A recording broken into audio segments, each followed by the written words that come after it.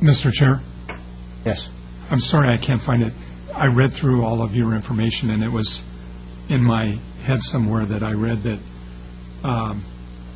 you might like an automatic renewal provision in the agreement, or is that wrong? I mean, it would happen on a yearly basis, We would. but then in a year, there would still be a report that at that, are you proposing then that it be automatic? I mean, I'm not confused, but initially I read that it was a request for a limited basis, and then later on in the report I read that you'd like for it to renew on a yearly basis. We would like it to renew on a yearly basis, as it pleases council. As of right now, we are requesting a single year.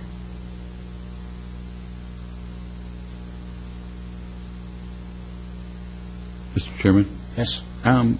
Actually, I'm very pleased with what I've seen from the Cultural Center, and I think, Nikki, you did a nice job of running down. I was kind of checking off my own lists of things that I've observed, and if I can, to remind the agency, marketing, from when we dealt with this 18 months ago, marketing has changed, in my opinion, to where there's a much broader awareness of what's going on at the Cultural Center, and that's attributed to the multitude of programs and the variety of programs, and just, to me, can't be ignored. You hit on some big concerns that have, for me, and the change of management was 18 months ago a real concern that the board and management didn't have a focus. I've seen a change. All these are very positive. I like the look of the business as well. It's nice to have the arts. It's nice to have the building. At the end of the day, it's still got to generate some revenue or understand our revenue and expenses. And you've convinced me that we're there. I would tell you, as agency members, I'm not even concerned at this point about the finances, and that's just me. I'm confident with the changes you've made, assuming we continue, that the Cultural Center continues on this track, that more positive numbers will grow and come to perhaps this time next year, that stabilizing figure, you'll be able to give us a better handle on what it takes, to have this entity at a stabilized point. I think you're still growing, and maybe at that time we'll have a better idea of if future subsidies are needed, what they are, and how we might structure it. But I'm quite frankly very supportive of what I've seen done, the direction, and I'm very comfortable with a one-year extension. I don't like anything automatic, quite frankly, just because, one, it allows Nikki to come back and talk to us, and that's always a good thing. And I concur with the mayor. Anyone else got any questions for Nikki? I just had a thought. I've been thinking about this thing ever since I first read it, and my thought was that we're watching the increase in activity, and we're watching the increase in better management and that sort of thing. But I was thinking that it might not be a bad idea to consider a small portion of the rent this year and then keep ramping it up as the time goes by, which would, in some respects, validate the agreement that we have with them, or at least the relationship that we have. Yeah. I don't know what the amount would be, but I was just thinking that it might not be a bad idea to consider that, to work it into their budget. Well, Mr. Chairman,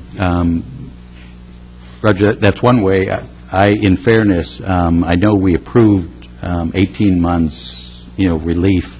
It took a while for them, and I'm speaking with Nikki here, the Four Cs to recognize that we were serious, by the time the changes occurred. So part of me says, they've really only been running at a year in this new format, of which I'm very positive and would want to encourage. As long, and Nikki has indicated to us that there has been a positive bottom line, I just assume they keep that positive bottom line for the time going, because it helps them, in working capital. They put a lot of money into the structure, and I'd like to build up a reserve. And if we could, with their efficiency, I'd give them that rather than look at any kind of rent back for a year, just because it's been such an about face for me. But that's one. Just a thought. I too agree that it should not be more than 1 year. Anyone else open discussion?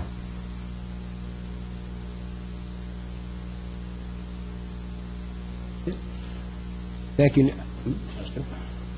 Nikki, on your tables, especially, particularly under support activity, we've got a figure of $49,460. Those are listed under costs. You're looking at the... Costs to run the facility, is that the... Under support. Well, this spreadsheet was put together as a sort of a idea of how we might structure the finances of these individual series from fiscal, during the city's fiscal year.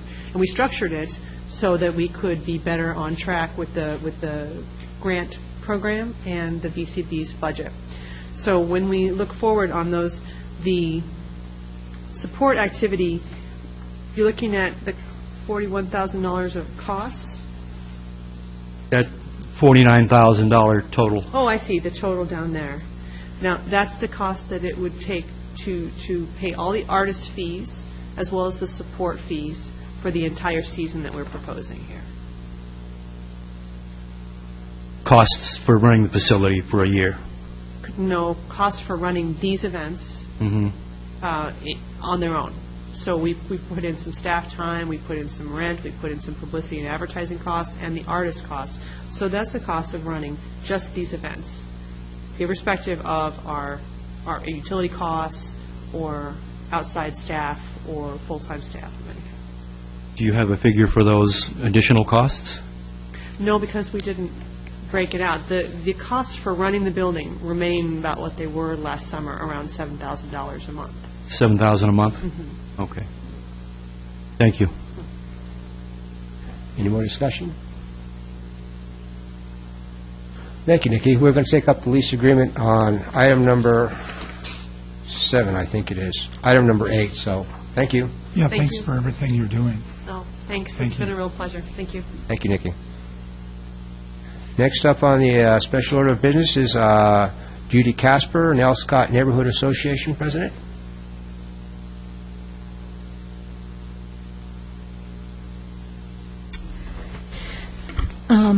Thank you for the time. It occurred to me that since most of you were new members, except for, I think, Gary, and I've been absent out of the city since April 27th to June 11th, so I was kind of surprised to learn that there was a lack of interest in the Marview Anchor project. And so I thought it would be best if I could provide you with some information before you make final decisions. I'm representing the Nell Scott Neighborhood Association and community members, which have about 102 members. We've been in existence since 1989. We have 503B filed with the state. We hold annual elections. We have a website, newsletter. We are in constant communication with our members. In fact, since January of 2007, we have initiated our own potluck every January so we can keep ourselves informed of the progress of the urban renewal. Little background on the urban renewal was that in 1965, as we all know, there were 5 little communities that were melded into Lincoln City. 1988, the master plan took effect and was established for 25 years. In 90 to 91, the committees began urban renewal planning throughout the city, where pearls came into being, which is why we have these now little pearls up and down our community with featured streets. When it came to Nell Scott, Marview, the old name for Anchor, was a featured street in the Nell Scott area, as was identified at that time. From 91 to 2000, the city initiated many urban renewal projects and completed them throughout the city. In 1999, there was Taft, had their plans completed. 2001, Ocean Lake had their plans completed. In 2006, Nell Scott began the visioning process from May to August of that year. This was a unique process because it had public participation in charrettes, which brought in urban renewal experts from all over the states pro bono. In fact, I want to be a Vanna White here and show you the loop concept that was developed as a result of all these creative minds and energy coming into this process.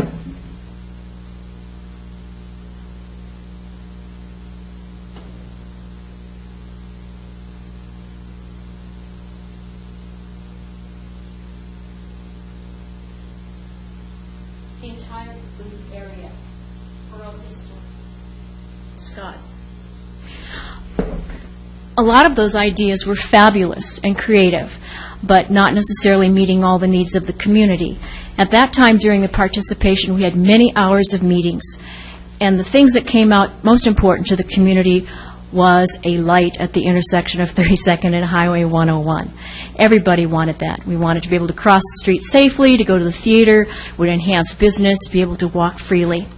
The second thing was parking.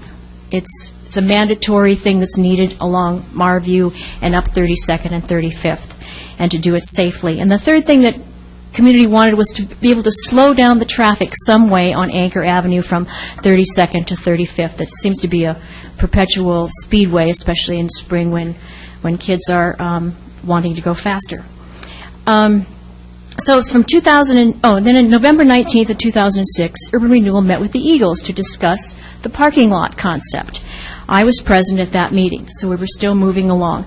2007 and 8 became the rezoning of Nell Scott.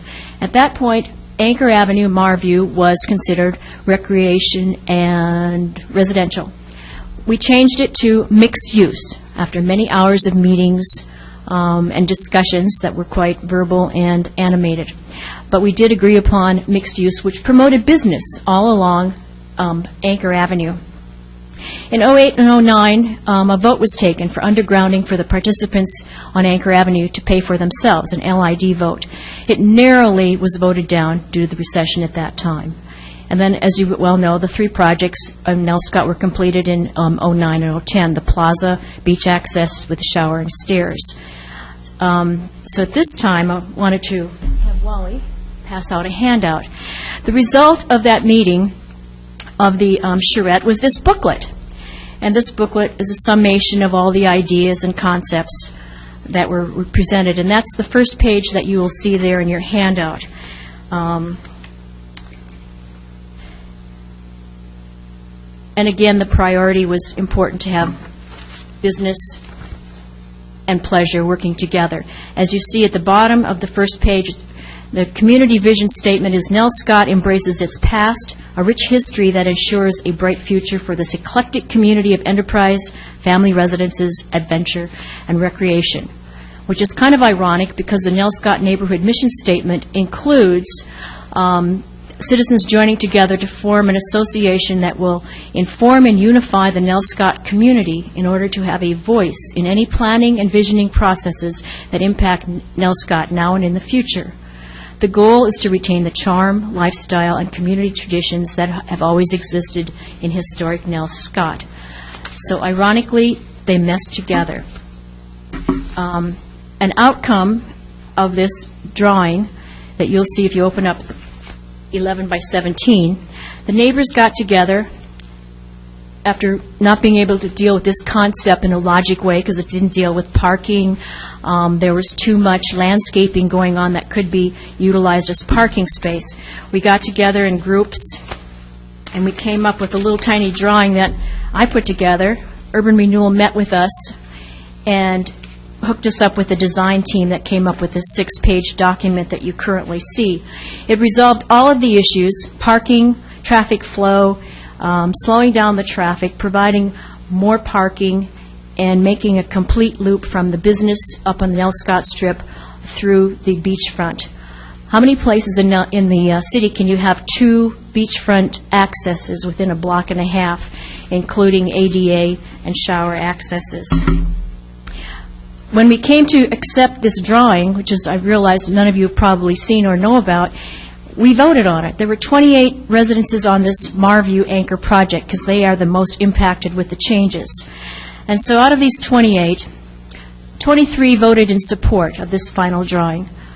4 said no, and 1 gave no response. So after many hours and months of discussion, we have come to a workable situation that would improve and enhance the district of business and living in the community. So this process that was followed is the same as it was in Ocean Lake and Taft with citizen participation.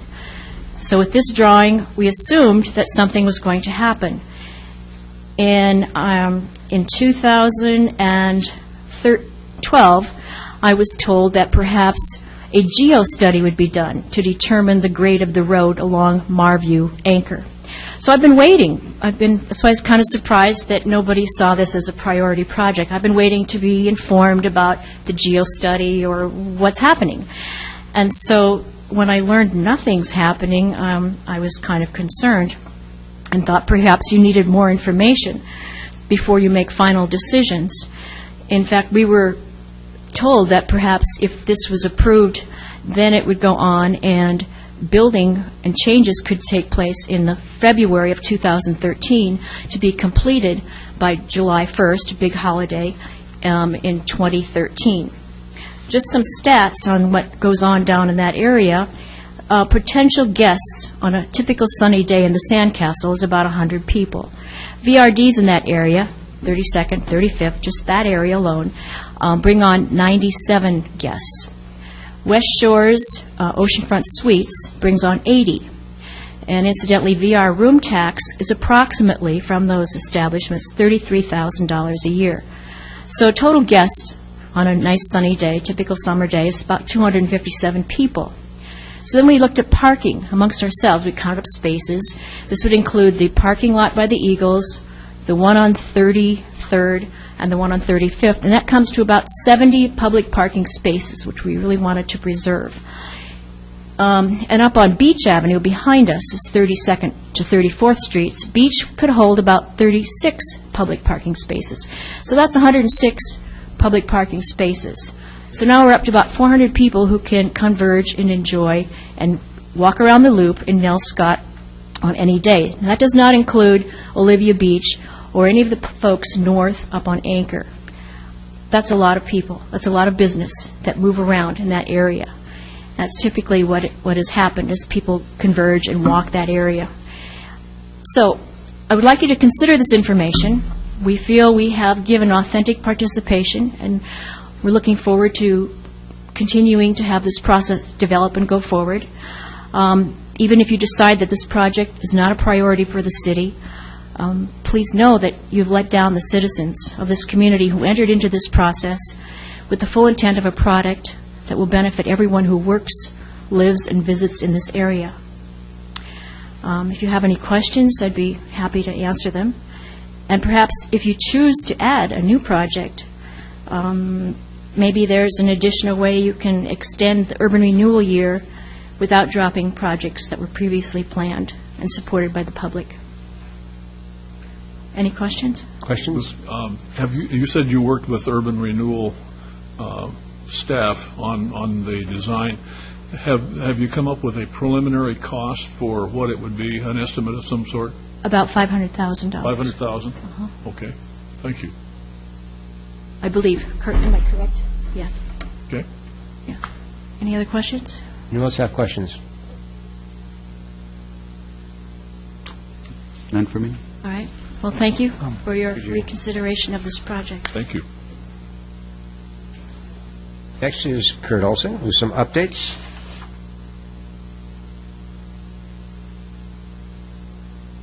Before I get started, I wanted to get back to you with a question that Board Member Noriakis asked last time we met regarding that definition in the TGM grant that said direct project costs and who that referred to.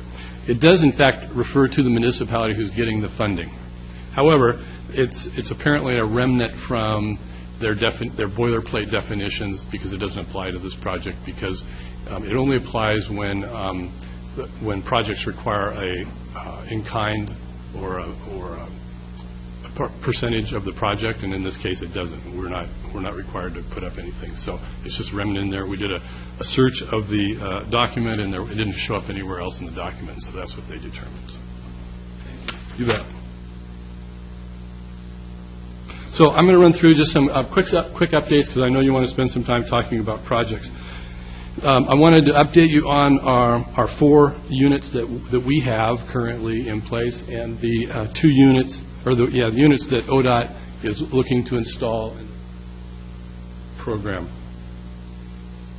This is a report that we can download whenever we need the information, and you can see we're beginning to get much more use from the stations that we have. And they're called sessions, so you'll hear me talk about sessions, and when somebody uses one of them, it's a session.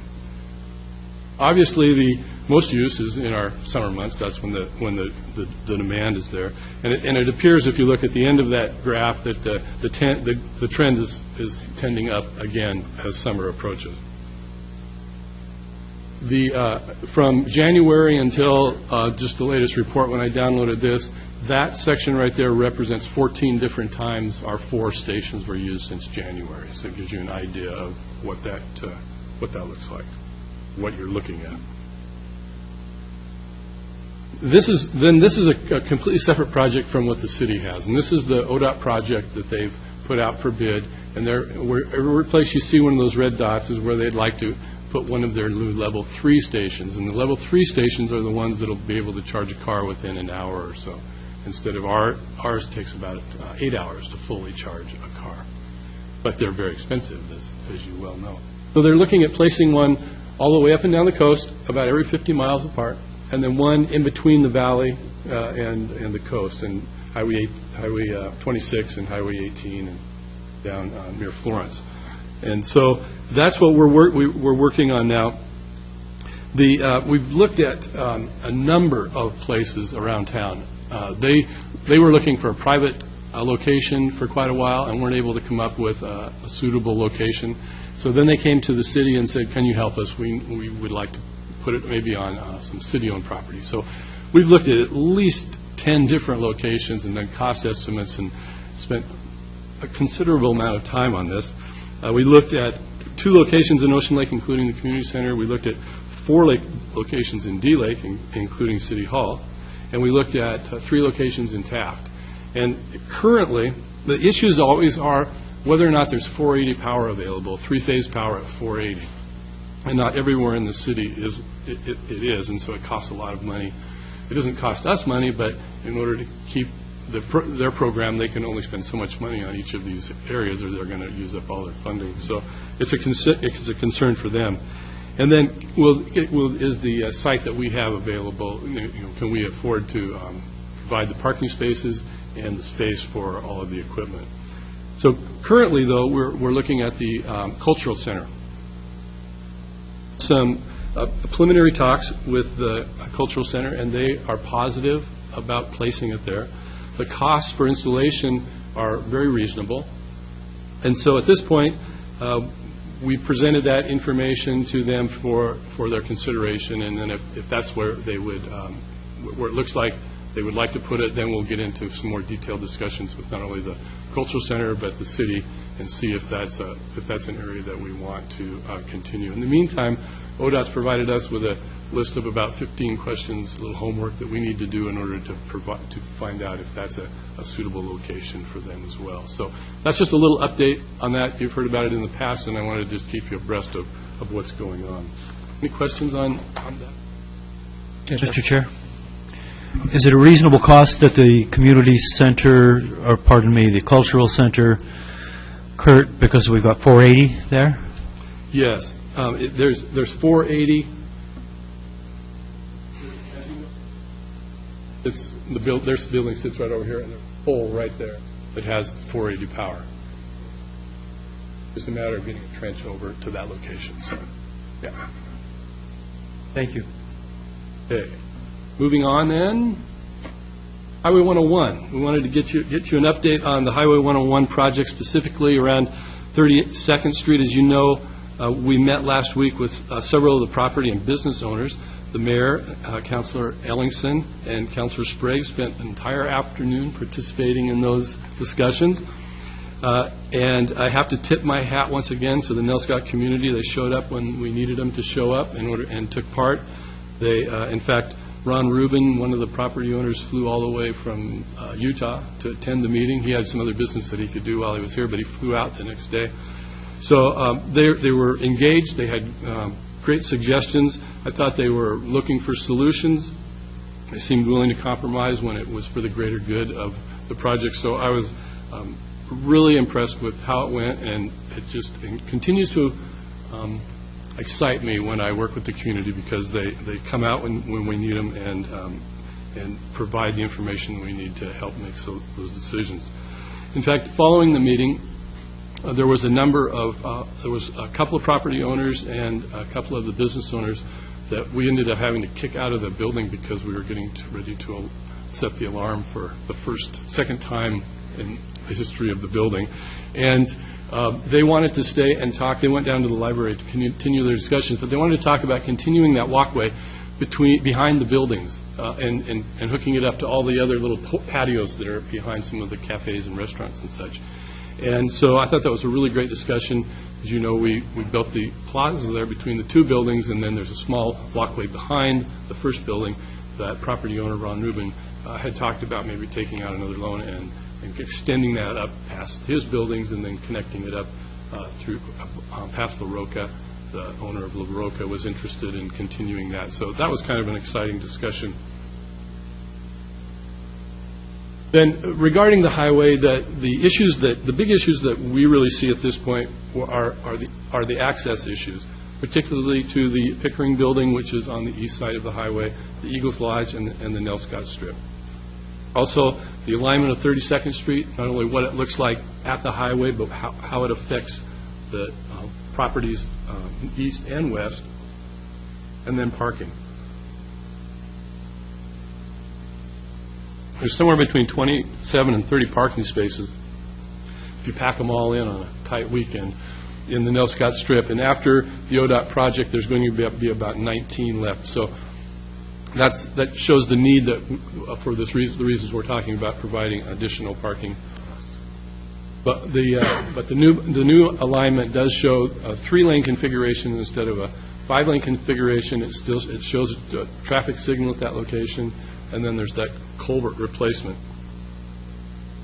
And I would say that after meeting with both the Eagles Lodge and the businesses along the strip, that overall I think the folks that we met with were favorable for what they saw. They were supportive, and I think that they were able to express some of those the importance of some of those projects that you've heard us discuss about how important they are to them in order to make these changes work best for them, the additional parking and some of the accesses to the parking and that sort of thing. So I wanted to give the rest of the board a little update on there, and if there's any questions on that, I'd be glad to answer them.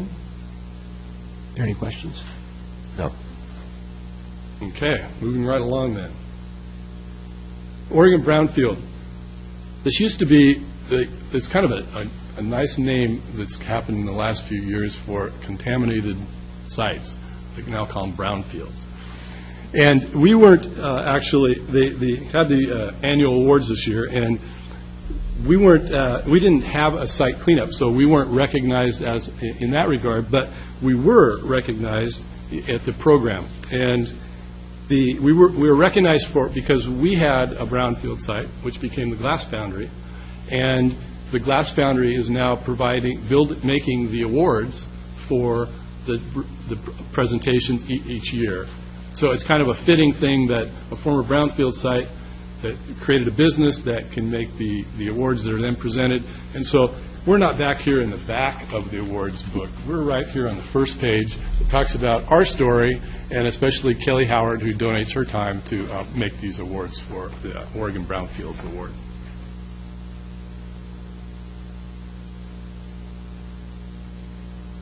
There's also an exciting opportunity taking place in Taft, which I wanted to alert you to, and also to our viewing audience, because it's important to many of them. We've had a couple of meetings with a key property owner, and he will be partnering with a professor at Portland State University to conduct a 2-term planning effort to create a private redevelopment plan for a number of parcels along 51st Street. This opportunity will also be available to other property owners along 51st Street who might like to see some options for redeveloping their property. They're willing to also include some additional participants if they'd like to see what kind of opportunities might be available to their property. And if there are people that are interested out there, they should contact our office, and we'll make sure that they get information and become a part of the project. So the students will be working on this project winter term next year and spring term of next year, and they plan to present their findings at a number of meetings in Lincoln City to not only the property owners, but then I'm sure when they get all done to make a presentation to this body about what they've come up with. And this would be a plan for redeveloping the private property, and in a similar way that the Taft plan identified some of the opportunities in that area.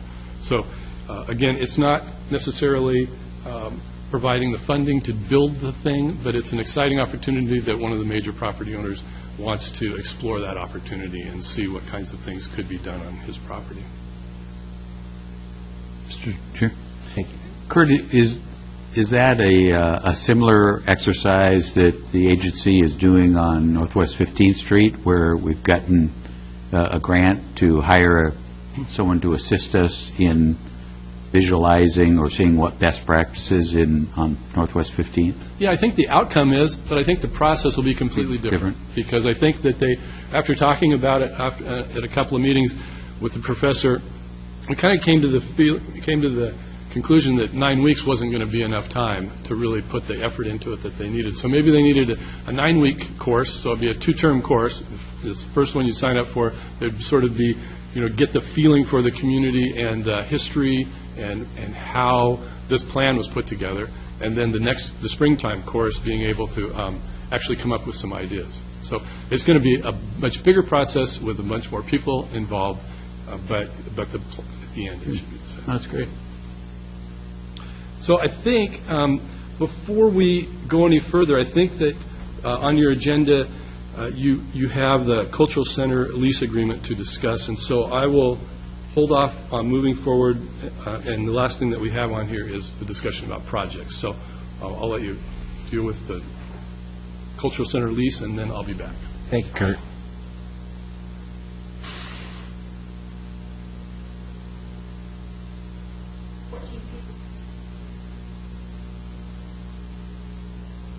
We're not getting this on the record. I'm sorry.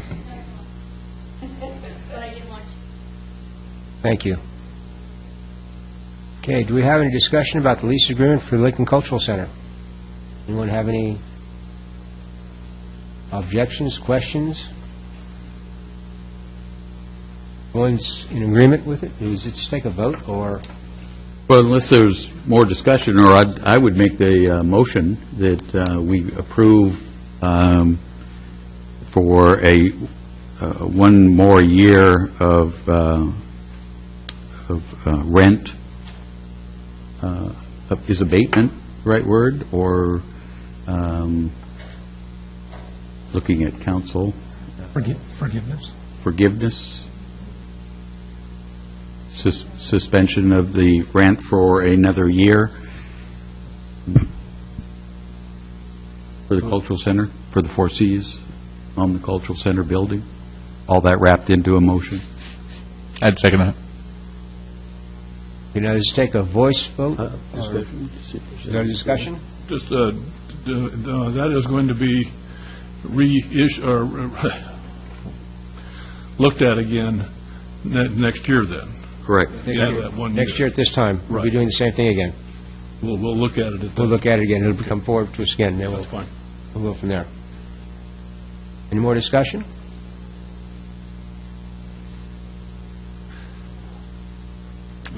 Okay, Norikis, Yes. Sprague, Yes. Quant, Yes. Anderson, Yes. Ward, Yes.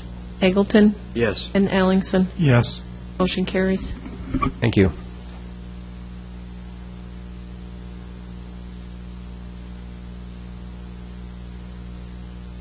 There you have the familiar worksheet.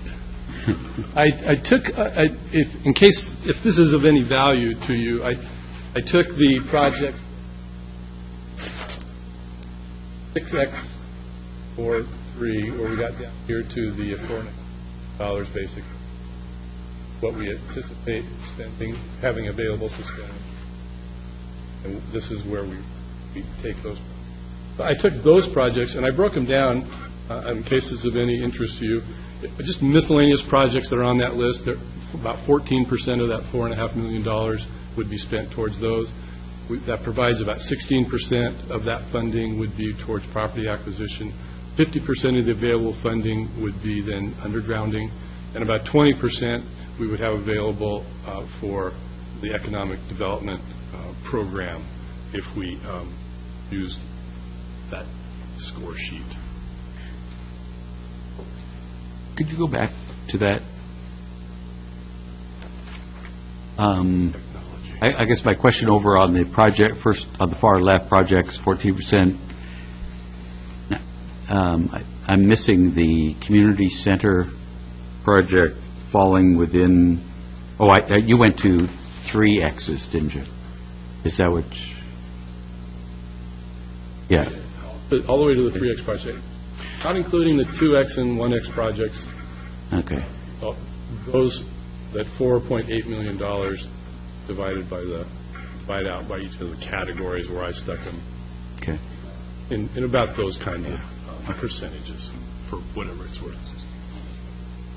Okay. I had a couple of questions, just if I could. Yes, ma'am. Kurt, I did similar. I went to 4 X's and drew a line simply because body of 7, it'd take 4 votes. And so I just mentally said, probably 4 of us could agree on those items that had 4 X's. But within those 4, I had a mark next to the economic development, only because I know one person, myself, voted for just the loan package in the economic development piece. So I'm wondering if there was distinction, because I'm assuming I was captured into the whole economic development aspect, which had the toolbox and all sorts of stuff. And all I was looking at was $500,000 for the loan. The current loan program that we have is fairly well funded. I don't believe there really would be much but any of the additional things that we did out of that toolbox plan would need some funding. Right. And you weren't alone. There were 2 people that indicated that they wanted to put money towards economic development, but at the low end of the scale. But now, and forgive me, because I'm remembering that we have the facade kind of loan program going now, Right. and it's well-funded, and I didn't see that on this list. What I was looking at, and you told us, I thought, under the economic development, another loan program that would stay with us that might be more than just facade or be added to more, either business, and Sure. I apologize, maybe you can help me, but there was a loan program different from the facade? Yeah, and what I have here, I just happen to have this slide because I was going to mention, we want to start bringing this forward to you real soon. These are the 23 ideas that we have that we would like the agency to consider, and as far as this economic development toolkit that we want to bring. So yeah, there is like a business expansion loan there's a mixed-use housing loan, you can see them there. And so many of those things are brought forth as loans rather than grants. Okay. And the art program, we stuck that in there. Yeah. Tools, because we're using it doing.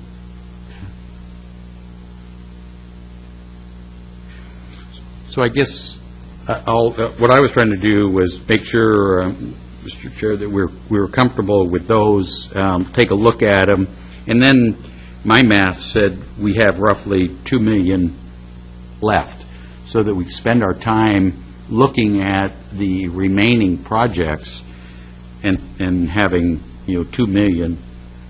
That's if you want to spend it, and part of this assumes first that you've got the money of 4.7 that we feel compelled to do something with it, and then start just talking rather than going through the whole list, because some of them have already gotten 4 X's. You then start talking about how you mix and match the remaining ones, totaling $2+ million, and we're off and running. That's just an idea. Does anyone have any objections to that? I have a comment. I had an opportunity to meet with some folks from the Nelscott area about the Marview project, and we had gone over these drawings that you have before you, and I was very impressed with the background and work that went into putting this together. And in almost every other pearl that we have a feature street, and we don't have one in the Nelscott area. And I believe that $500,000 project, that Marview project, should be included to be funded from the 4.7 that we've got.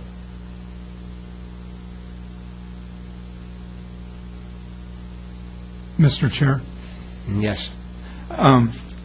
to kind of follow up with what Roger said, and I would like to state this as briefly as I possibly can, but I do want it on the record, and Curtis mentioned a couple of these things.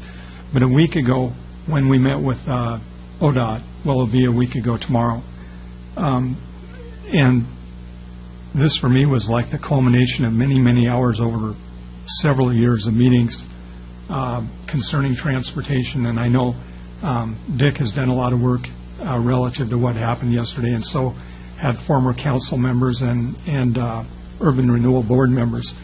But we were given a specific amount of money that ODOT has set aside to provide a continuous turn lane on Highway 101 from High School Drive up north to Hilltop.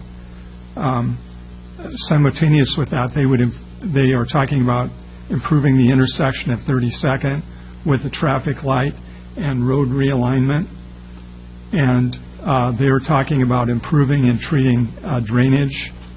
A side benefit of all of this, which oftentimes I think gets overlooked, is that we would finally have a sidewalk from 32nd up to Hilltop, which over these many, many years, people walking up there, how no one has been hit by a car is a miracle.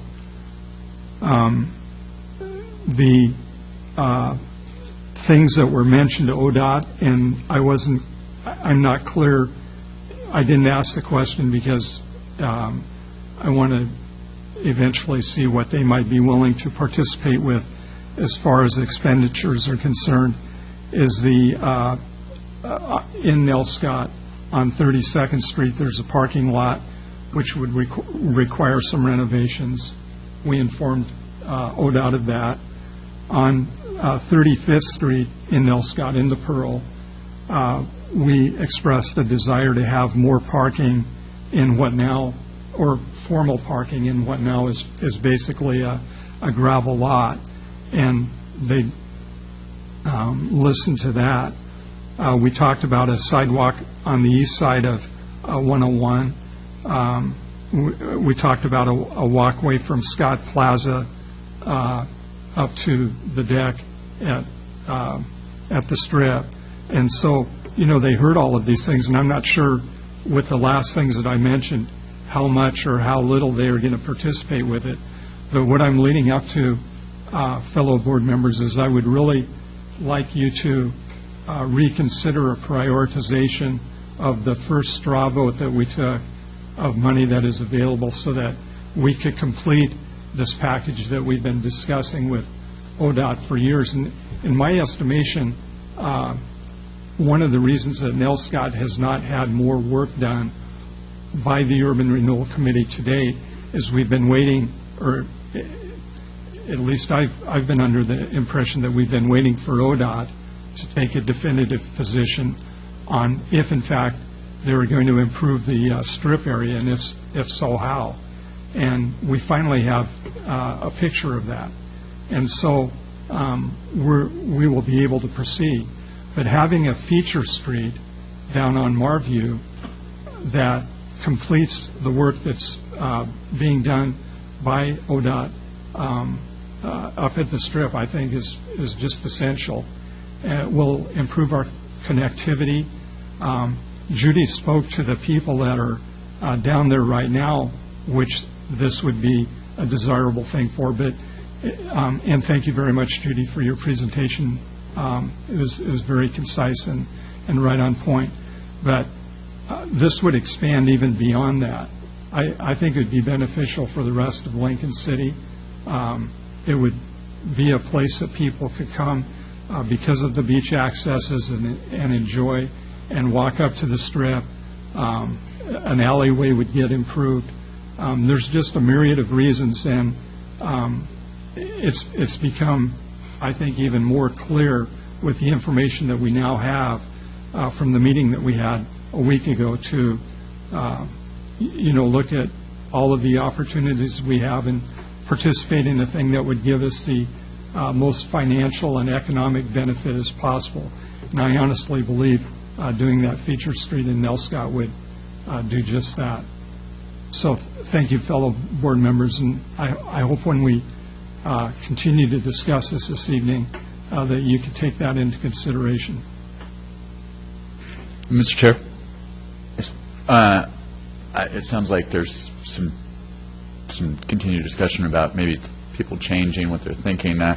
I tend to agree with, I guess, Board Member Anderson or Mr. Mayor, that it'd be great if we could nail down what we're already agreeing on now and then maybe come back to the Marview discussion. I also went down, and I think it's exciting. I'd love to talk about it more. I'd really like to get some stuff that we already are on the same page on, maybe nailed down and come back to that. No, I concur with you. I say we still got, we're talking about leaving $2,000 here to discuss. $2 million even. $2 million in discussion for what goes on further. Like I say, I've got questions about the Marview thing too. I don't know if this is because I don't. What businesses are down on Anchor right now? You keep on talking about business development and things like that. I'm not too sure. I don't know what businesses are down there besides the motel and vacation rentals, right? Are there any other businesses down there? But it's an entire neighborhood.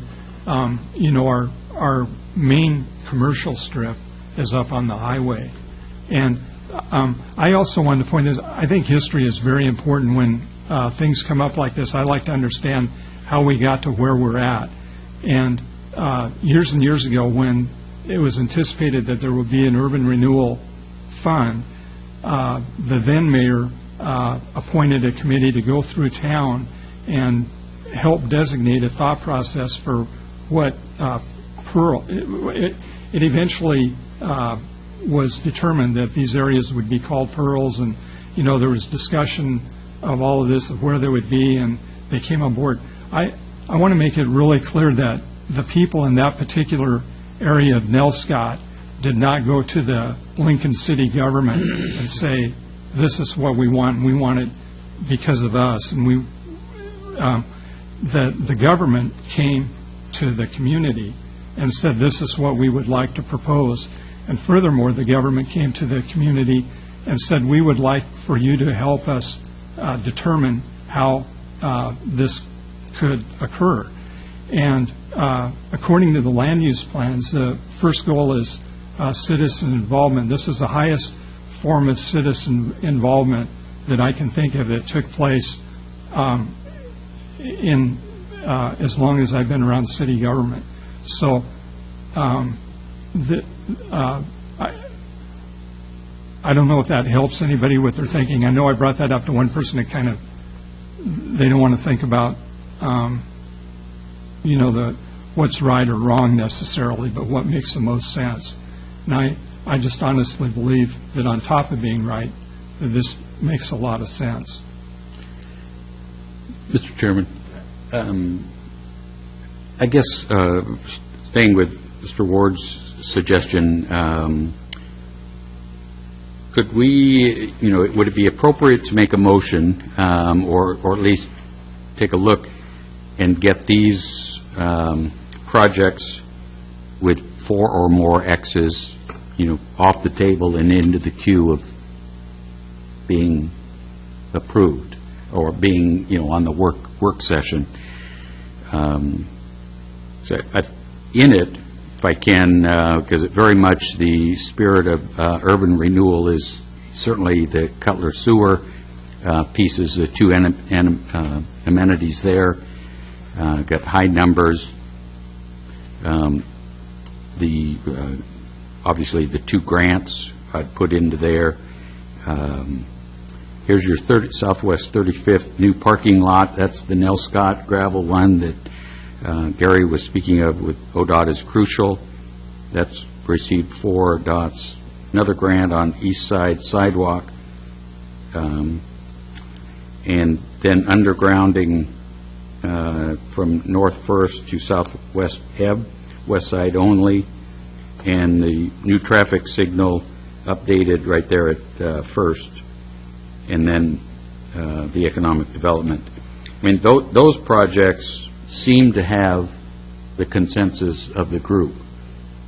And I guess for me, the only question is, does the group want to go forth, with projects? If everybody says yes, then, we could, I'd be pleased to make that motion to accept those as into the queue. I'd accept the motion. I don't know. So the question is there anybody, looking to not move ahead with projects? I just have a question on the stoplight there at 32nd, South 32nd. No. This is traffic signal on First Street. Oh, First Street, okay. I thought I misread that. Yeah, I'm with you. So it appears that want to move ahead because the money's there and because you don't have to spend it. Because the rest of the money, we don't have to spend right away. We don't have to make a decision tonight about Marview or anything else like this. I think there's going to be a little bit more discussion there.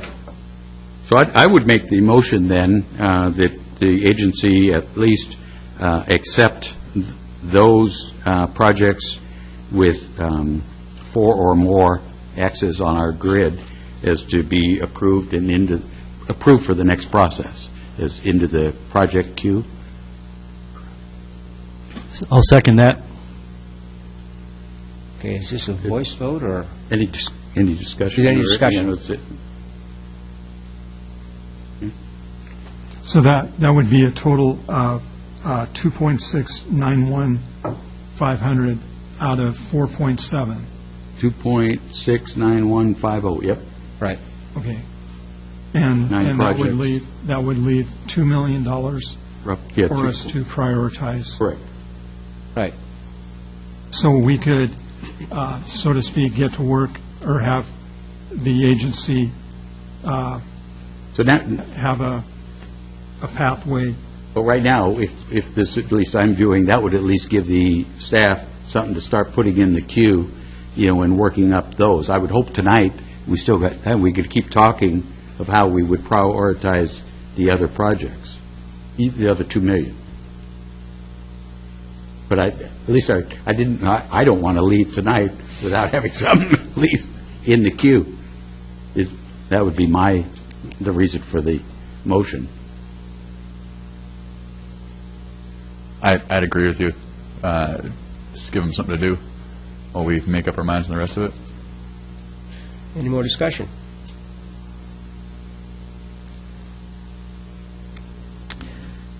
Okay, Quant, Yes. Anderson, Yes. Ward, Yes. Eggleton, Yes. Ellingson, Yes.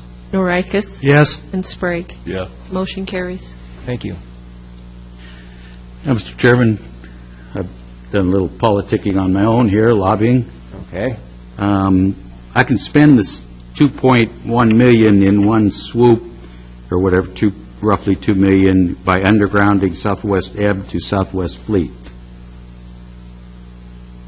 That in itself would use up the money. However, so I just then added, looked at, okay, if we don't want to do that, because undergrounding is expensive, I started adding some projects, trying to come to $2 million, and, for me anyway, the sidewalk, crosswalk, accessibility was an important one, as well as property acquisition, and that's roughly $1 million. So that gives you another $1 million. But what I'm thinking about is the purpose of urban renewal is to add to the assessed value of the area. So you make improvements so that private sector comes in, builds, develops, and your assessed value rises.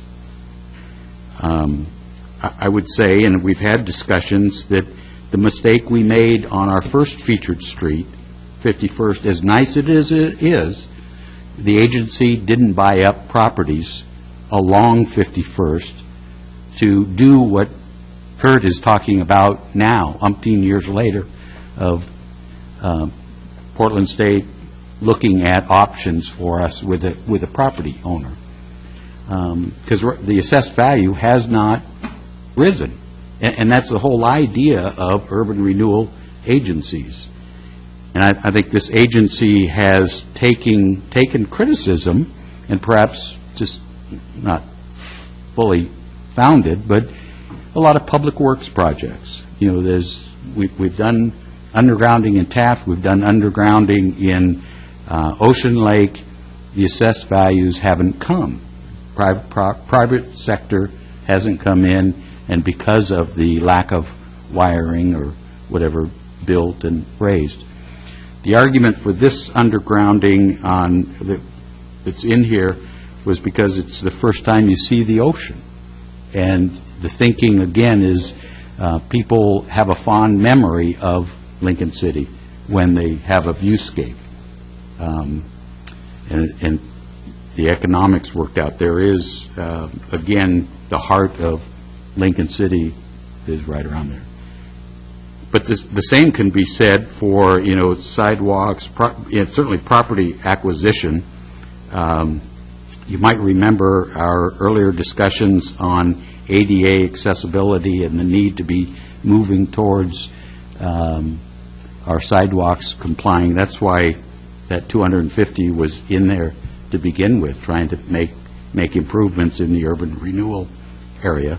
And then property acquisition would be simply a point of buying blemished properties and then turning around and doing RFPs to try to get some development in there with a different mix.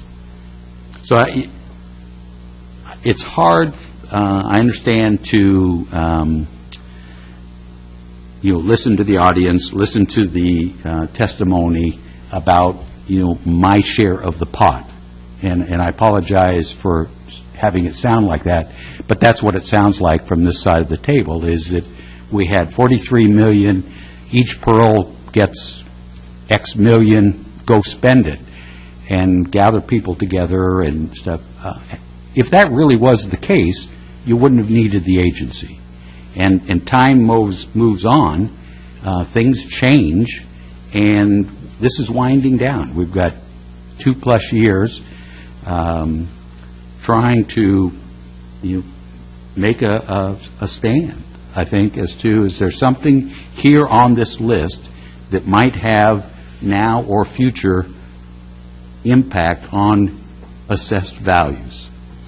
And So that's kind of was my thinking. I don't have a list. If we didn't go with undergrounding, I just use that as an example. But you can see, you could pick. And certainly the Marview property, there's enough, or street, enough room in one of the pieces to fit there. But at the minute you do that, I want you thinking about, what kind of economic impact is that having?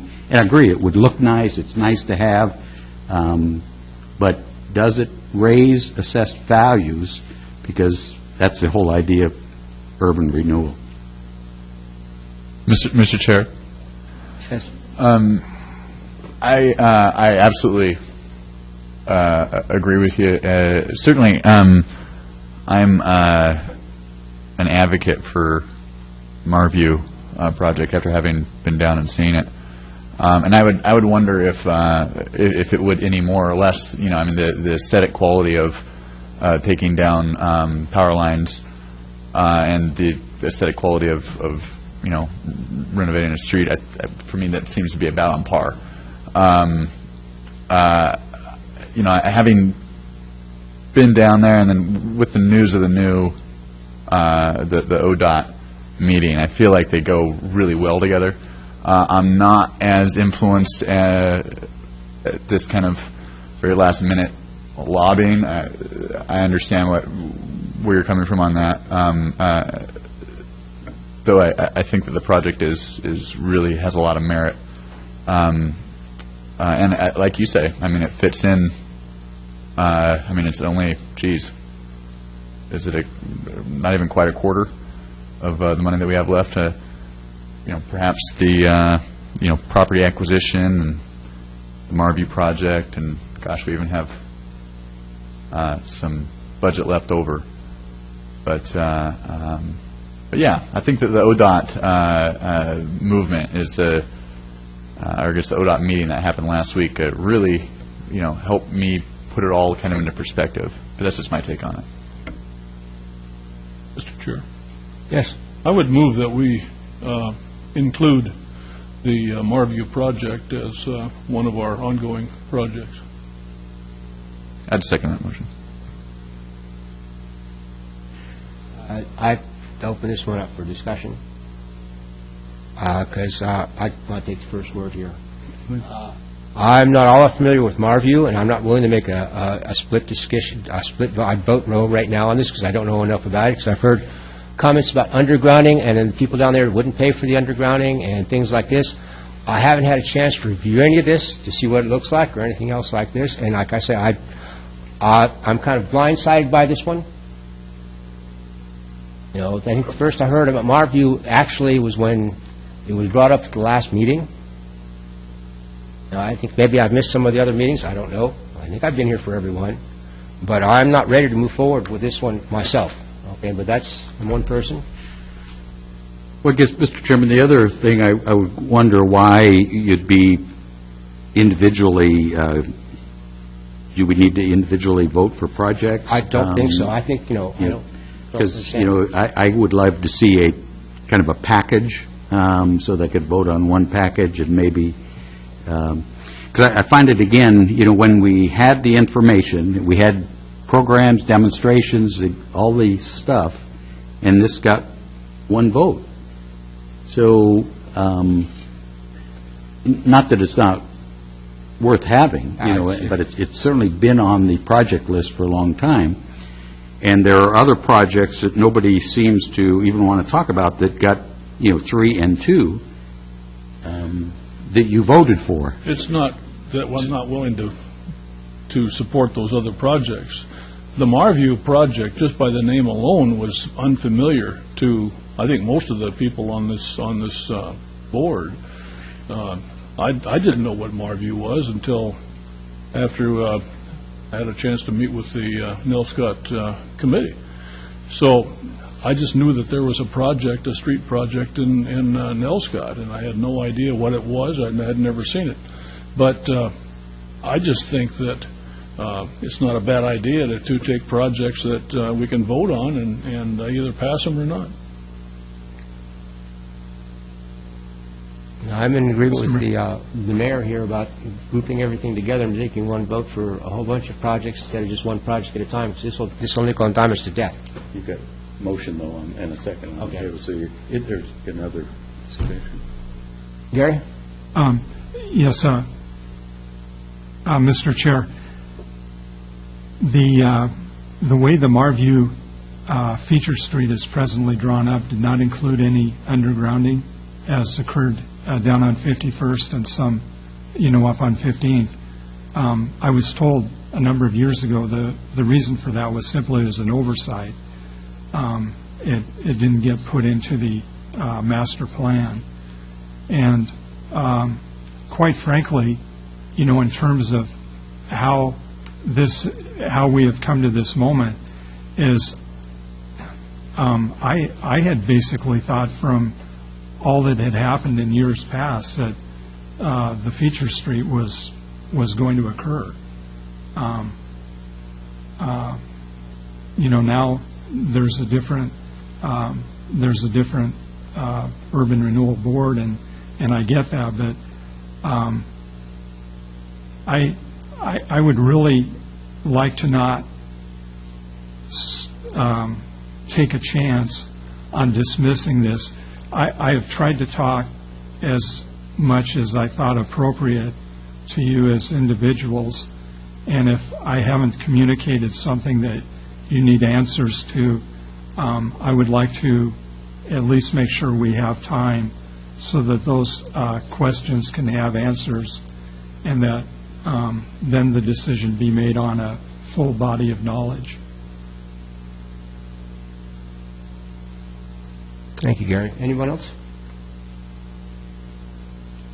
Let's see, refresh me where I'm at here. You've got a motion and a second on to move Marview into the accepted project list. So we call for a vote. Have a vote, please. Sprague. Yes. Quant. No. Anderson. No. Ward. Yes. Eggleton. Ellingson. Yes. And Norikis. No. Motion carries 4 yeses, 3 noes. Mr. Chairman, my no wasn't a no on Marview. It was really, I'm looking to package projects, and to use up the $2 million. I agree with you 100%. Okay. I agree with you 100%, Mayor. My one wasn't a no on Marview either. I just don't know there's too many open questions in my mind about it. And like I say, well, So now that you have a Marview project, and I guess now, does somebody else make a motion then for one project at a time? well, I think we ought to bring one up for the Waukoma District, since Waukoma District has yet to have anything done in it. And we've got the Nell Scott Strip. We've now got the the Marview now, and now poor Waukoma up there. And we've had a traffic fatality up on Highway 101 in the Waukoma District because of no sidewalks. Okay? They've also got a large resort down there with a whole bunch of vacation rentals that needs a whole bunch of help down there because we've got just as many beach accesses and a lack of parking. This goes on. I don't understand where this goes to helping economical development in the city, though. Developing these certain little pearls and areas and things like this, it doesn't bring us back down to the main thing. Is this getting us any more jobs? Is it getting any more business in these areas? So these were the projects list, though, and you're right, I don't see anything from Waukoma, and so, but I guess, for me, property acquisition and, sidewalk, crosswalk accessibility, are two crucial elements that need to roll in, because it's clear that undergrounding won't fit anymore undergrounding. So then we kind of look at projects. So, I would see those two fitting, and that's roughly $1,050,000. So that'd be $1,550,000 used up out of the $2 million, rounding. So going down the list of projects, are there other projects that need to move into the project list of being accepted? Yes, sir. I believe there is, Mr. Mayor. Kurt, it strikes me that we need to include the Southwest 32nd parking lot renovation as part of the ODOT project at Nelscott. And the Eagles Lodge accommodations need to be included in that, I would think, as well. And that's $130,000 there. Those are the only two that I see that, to my mind, are required for that project, to complete that project. Mr. Chair? Would you view that in a similar manner? Yes. Yeah, my hesitation is that we heard some discussion in that group about making a connection, maybe some sort of feature walkway that would go from the Scott Plaza to the new parking lot, 32nd Street rebuilt parking lot. They talked about how that might be important to the businesses, but I don't know that I wouldn't call it a critical component. And it's listed here at about $35,000. Right. But how about the Southwest 32nd parking lot renovation? Would you consider that critical? Yeah, I think so. And the Eagles Lodge accommodation? Yes. I would agree. Thank you. Mr. Chair? Yes. It came out in the meeting we had with ODOT that Eagles Lodge accommodation probably won't be necessary. At least that's the way I took it. They were talking about actually having access to the Eagles Lodge, not on 32nd, but on Southwest Coast. That was the presentation that they made to us, and that was going to be funded by ODOT. So I don't know that we need to have that in there. Yeah, I'm not sure they made that very clear as to who would fund it, because I don't think they were very clear on how it was going to be accommodated. But I don't believe they were looking at us for funding on that particular part of the project, as I remember. I don't remember too much of the discussion in that meeting, but there was plenty of discussion in other meetings that we've had with them. It had to do with what they can spend the money on, and if we were going to, the only way to make that accommodation that you saw work would be if it was a city street, they dedicated it as a city street, and there were some things that they couldn't fund.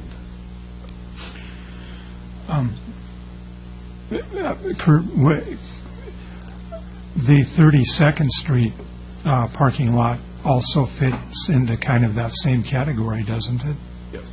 We don't know. They may pay for that, and I've never heard any discussions about them making any changes, any improvements to the parking lot.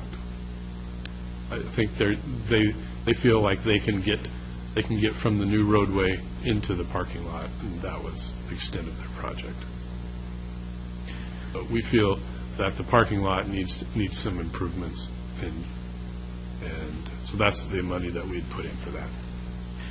So, Mr. Chairman, maybe what we could do is make a motion that, and this isn't the motion, but, just hypothetically, including, the sidewalk, crosswalk accessibility, property acquisition, and Southwest 32nd renovation, thus leaving the remainder, just as that, a remainder, so that next year, or as things pop up, we can assign a priority as we find out more stuff around the ODOT, Nelscott piece where it's needed.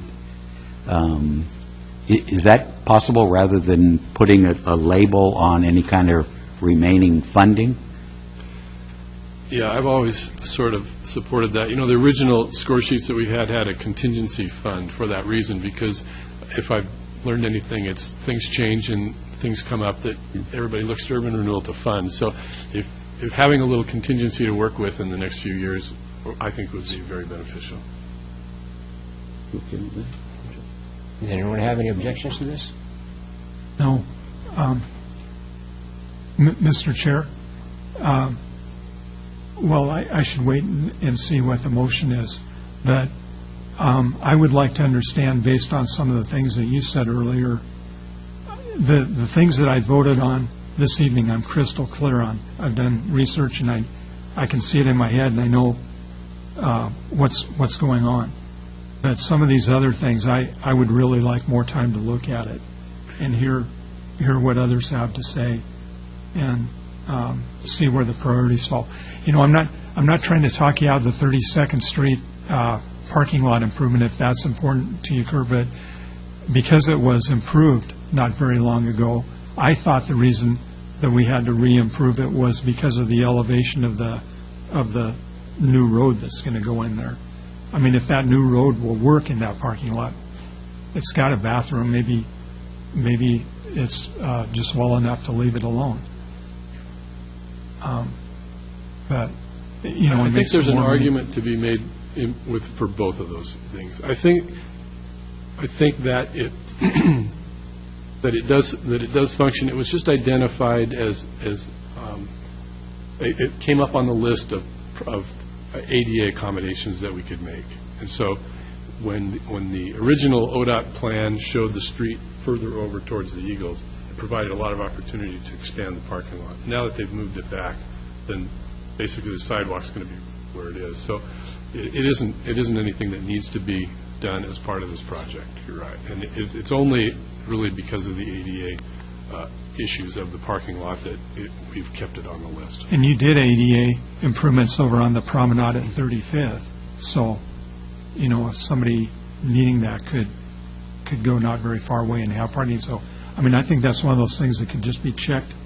Gary, done. we've run out of time again, as Well, usual. if I can make this just- motion, let me make this motion maybe, because the way I'm viewing it is, why don't we, I'll make the motion that we move the sidewalk, crosswalk accessibility fund, $250,000, and the property acquisition of $800,000 into the approved projects list for the agency, thus leaving the remaining funds as a contingency fund, so that we can then better assign projects as needed, specifically in mind as the ODOT project comes through the Nelscott area, which it may be the parking lot, public parking lot, or the Eagles, or these other projects that we've identified.